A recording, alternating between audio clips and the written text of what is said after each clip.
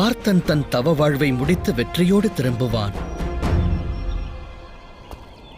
அவன் எதையும் சாதிக்கும் வல்லமை பெற்றவனாவான். மேற்கொண்டிருக்கும் கடின தவ வாழ்வையும் நிச்சயம் வென்று காட்டுவான்.